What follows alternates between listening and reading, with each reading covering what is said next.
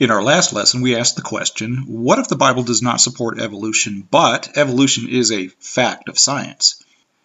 And our starting point was to make sure we had a clear definition of science, a systematic knowledge of the physical or material world gained through observation and experimentation. Now, from that definition, we saw that neither creation nor evolution are strictly scientific because neither are observable, testable, or repeatable by experimentation. Science informs the discussion by logical inference, and we saw that scientific observation plus logical inference points more to creation than it does to evolution. It points more to design than to random chance.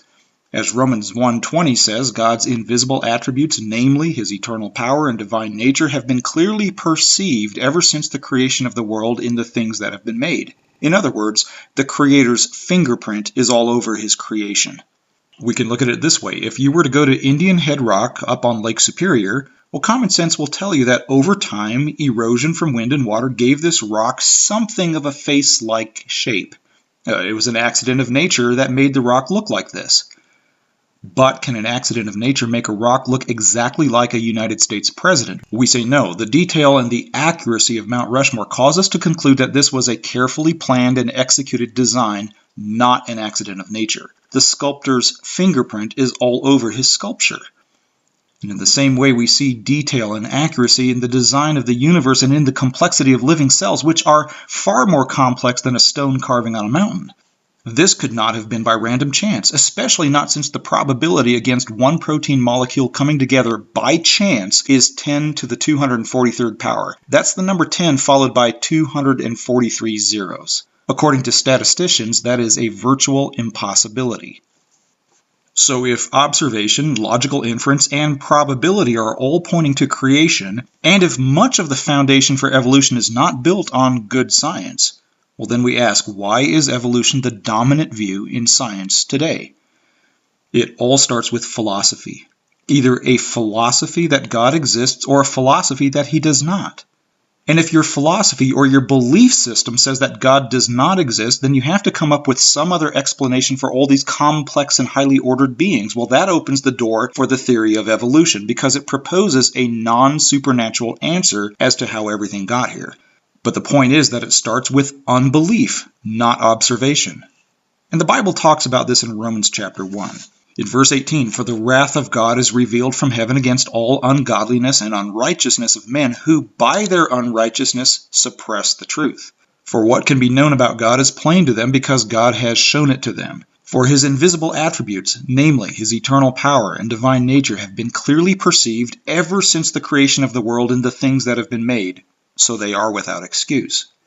What Paul is saying here is that through nature, even unbelieving people can see what is plain about God. They take a long, hard look at all the evidence for a creator, but then they take what they see and draw a curtain over it. That's the idea of suppressing the truth. They see the truth that they don't want to see, so they push the truth back down and pretend it's not there.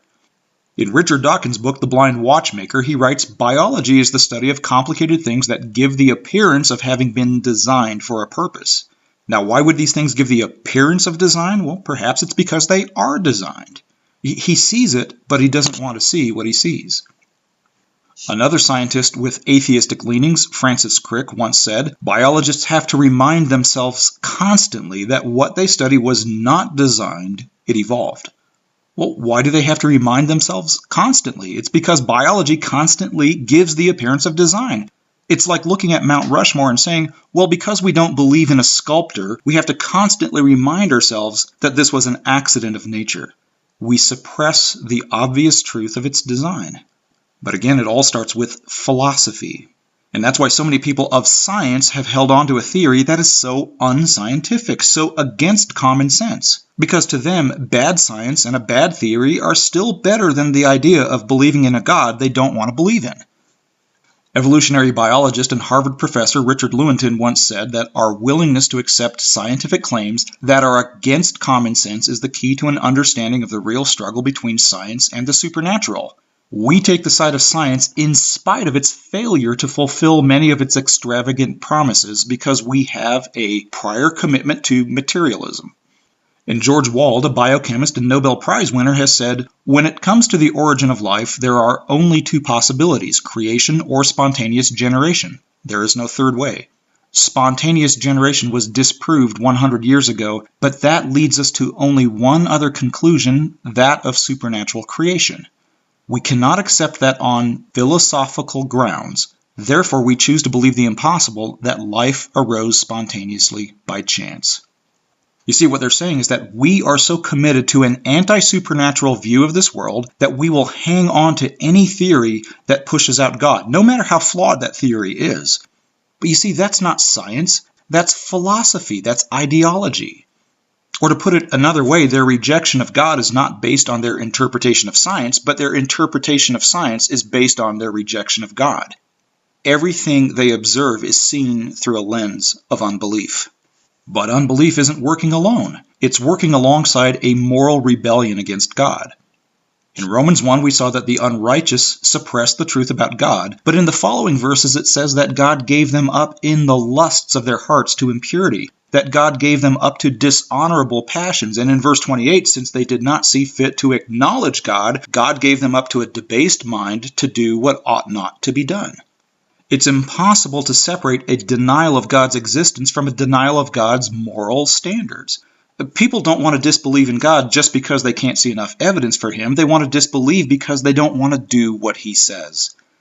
In Psalm 73, those who mock God and question his existence are also those who are arrogant and greedy and violent and oppressive. In Psalm 14, those who say there is no God are those who are corrupt and committing abominable deeds. If somebody really, really loves their sin, and if the knowledge of a creator God stands in the way of that sin, that person will do anything to convince himself that God is not there. In 2008, the atheist Martin Rosen once wrote that if God proved he existed, I still wouldn't believe in him. His reason? Because I don't want to. And he writes that for him, the issue is not whether or not he sees enough evidence, but his dislike of a supreme being who can tell him what to do. Again, that's a philosophy, that's a belief system, not science.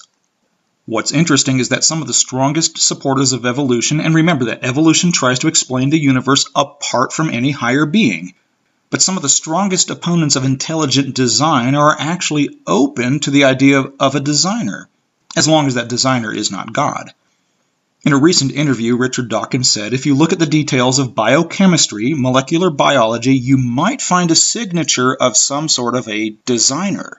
And with the signature of a designer staring him right in the face, Dawkins is open to the possibility that life on Earth originated from a being of higher intelligence who came from a civilization elsewhere in this universe. In other words, an extraterrestrial space alien who seeded this planet with highly engineered bacterial DNA. Now we say if an evolutionist is open to the idea of a space alien designer, well then why not just believe in a creator God?